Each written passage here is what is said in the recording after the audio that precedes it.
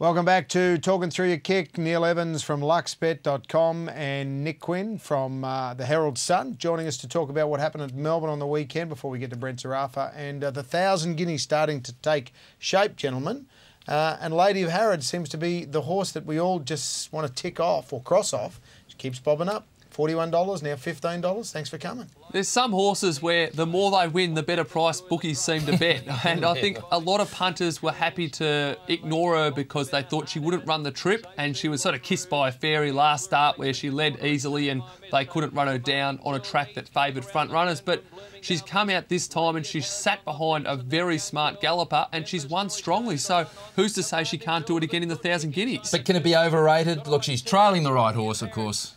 Commanding Jewel, who's going to go a long way there, comes beautifully off the back, gets the job done. But let's not get carried away. Let's go the start previously, though. She led them at a mad pace and held on. Led by 3 or 4 lengths at Caulfield on the course. She's a Caulfield horse. Yes. Yeah. So, mate, all you've got to do is win. And as someone correctly asked, if Commanding Jewel wasn't Atlantic Jewel's little sister, would we be putting the boom on this horse? Probably not. Oh, well, she ran a terrific race, though. She was run down in the final strides, and she's going to be a massive chance in the race as well. So I sort of wouldn't be throwing pots at her, Russ. I'm not throwing pots. I'm just saying, is she overboomed? And that's an article that you've written in a paper saying there's so many horses overboomed. A quick boom. Love for Ransom, $5. Bossy's just declaring it, and everything he's riding at the moment is going. Molto Bene was the one storming down the outside. You picked it out as well as one of the ones to follow. Yeah, I thought that was a really nice run. I think she's going to be much stronger over the 1,600 metres and could even be an Oaks type. So if I had to pick one at this stage, I'd be sticking with her. There was one that was Villa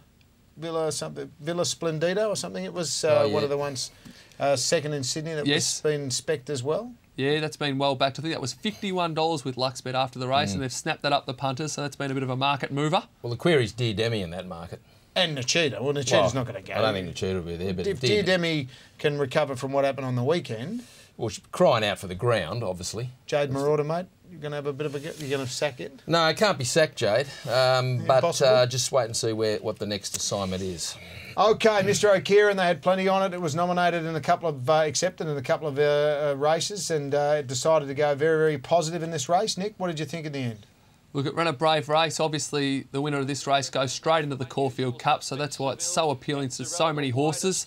Fooling the Anthony Friedman galloper, who would have been favourite in the race, didn't get a start. Where does it go next? That's going to go to the JRA Cup at Moonee Valley on Friday night, where it will be very, very hard to beat. But Mr O'Kieran, I think it's safe to say, couldn't have enough on at this point in time. What about Shenzhou? Come on, you had the softest run in the world. Yeah.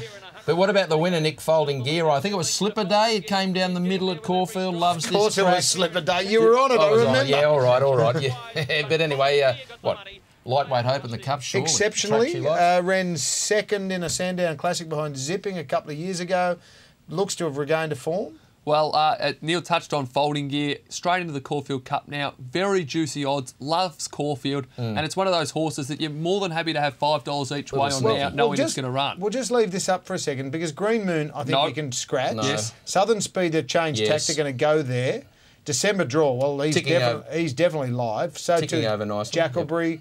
Lamercy is always a fitness issue, whether he gets there or not. Excluded, obviously, after that win, and he beat, exceptionally, and she was fabulous. Got to get into the race, though, excluded. That's obviously the problem there. While Ichi all of a sudden comes in, it's going to be on pace, and normally that's where the winners come from. And 3 Moody horses there too. Yeah, and there's Folding Gear. The Cup winner's gone out in the market, obviously unlikely now, Dunedin. Probably go straight into the Melbourne. So that market, there's Folding Gear 26, a heap of them there. But remember the old days where horses had to go, and this is the thing, Australian horses have to go to the Caulfield Cup because they're so low in the weights in the Melbourne Cup. They need the penalty and they need the win to get into the Melbourne Cup. So you'll see that back in the day, you used to just go there for a little bit of a track gallop before the Melbourne Cup. And if you look at the form from last year's Caulfield Cup, it's been quite outstanding. Obviously, Southern Speed and Green Moon ran the Quinella, but so many horses that ran right down in that race have come out and third. Yeah, well, that's okay. But apart from that, there's been a lot of good wins to come out of that race. So I think the Caulfield Cup is an underrated race. Okay, December Draw is the bet I'd have there. Oh, yeah. And $13, Cav's got a couple more runs. Is he definitely going, though? Well, where else does he go? Cox Plate? So. No, he hasn't got these 2 dower. Caulfield Cup, $14, have something. Okay, let's go to the forum posts. puntersparadise.com.au. Monta exceptionally Second up, 2,000 metres. Best run of the day at the rear and widest final 300 metres. Has won to 2,800. Lightweight Hope Melbourne Cup. Yes. It's got to get in the race, though. It's got to get in. So it's going the Lexus. It'll have to sort of win through that all. Yeah, it'll have to. Yeah, but that's okay, because if there's a bit of sting out of the ground, especially because they weren't happy with how firm the track was on Saturday, and we all saw how impressive the run was. So that could be one, and you think, geez, it was good, and everything was run against. Yeah, there's no doubt about that. But again, it's got to come through. Mind you, that if you look at the shocking Lexus, and I think it was Niwatt last year, and they were all of a sudden out of the market. They win the Lexus, and they get in on that 51.5. My lucky day. Yeah, exactly. So all of a sudden, they're coming in. I think Linton was in it as well. So they all come into the market very quickly.